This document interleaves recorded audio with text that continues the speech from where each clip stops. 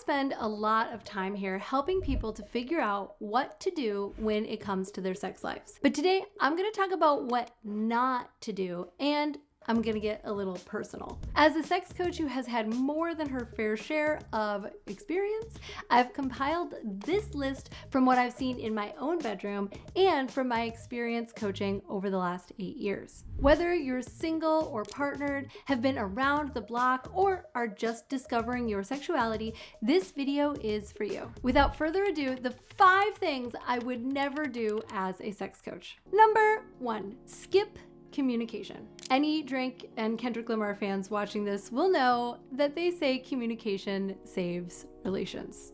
And Caitlin V fans and subscribers also. And you know what? It's true. After everything I've seen and everything that I've experienced, I would never have sex without talking first. And this rule applies to new as well as existing partners. You see, sex means different things to different people, and it can mean a different thing every time you have it, even within a relationship. So no matter what, I wouldn't jump into the sack with someone until I knew what I was getting into and that I was confident we were both on the same page. And the only way to make sure is to hear it straight from the horse's mouth.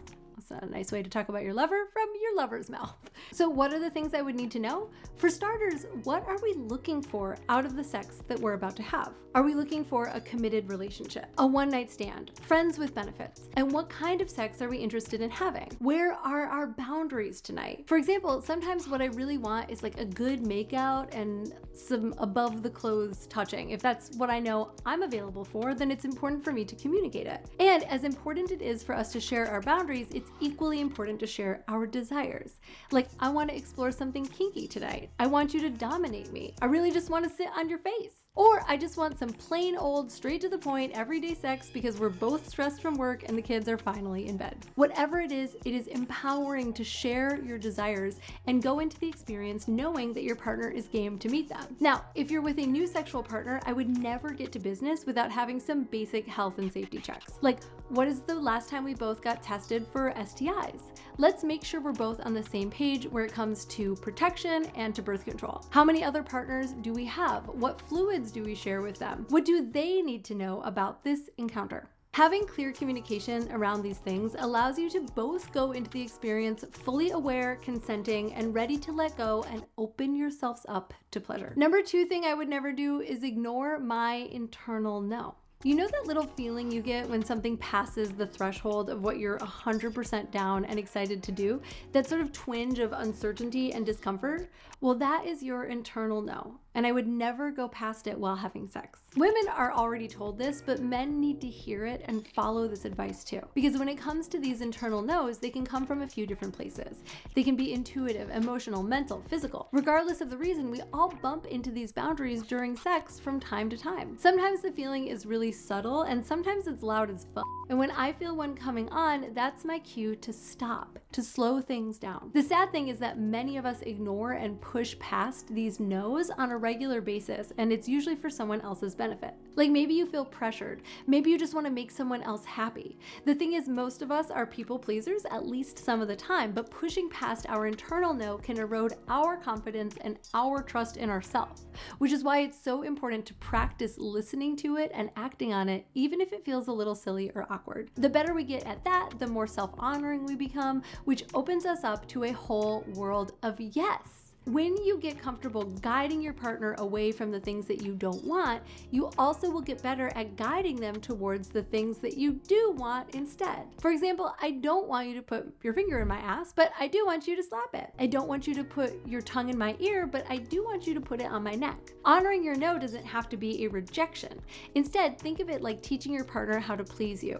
It builds your connection to both your partner and yourself. Number 3 thing I would never do as a sex coach is ignore my needs and desires. So many people fall into the trap of settling for what they think they can get instead of going for what they actually want. Shoot for the moon. Don't settle for just as good as you think you can have it. Now look, we've all been guilty of this one. But the thing I've realized, and that's changed my approach to sex, is that when we ignore our needs and desires, 90% of the time it's because of fear. Fear of rejection, fear of judgment, of disappointment, fear of being vulnerable, stating our needs, the fear of not getting them met. Sure, it is scary to face your fears, but you only have one sex life to live, so live it. This is another thing that slowly erodes your self-esteem. If you aren't gonna ask for what you want, then who the hell is? Be clear. Be clear with your partner, be clear with yourself. You don't have to demand or expect anything, but you do owe it to yourself to put everything on the table. So many men I've coached have lists of desires and they're not getting them met because they're not even saying them out loud. So be courageous and tell her what it is you really want. You might be surprised by her reactions. One of my clients who's been in a long-term relationship recently told his wife that he wants more oral sex, and she was down. She thought that it didn't matter so much to him, so she wasn't really doing it, which was a huge relief to him because he thought maybe she's just not into it. See, communication is where it's at. Honoring your needs and desires from the jump is an incredible way to avoid wasting time and getting on the path to finding out what you actually do want from someone and that they will give it to you. Number 4, I would never rush sex. I would never rush sex or rush into sex. And I'm so guilty of doing this, by the way, both with myself solo and with my partners. It's understandable. We are all under so much pressure these days to pick up the pace and just get it done. But sex is one of the areas in life where we could all benefit a lot from slowing down and smelling the roses.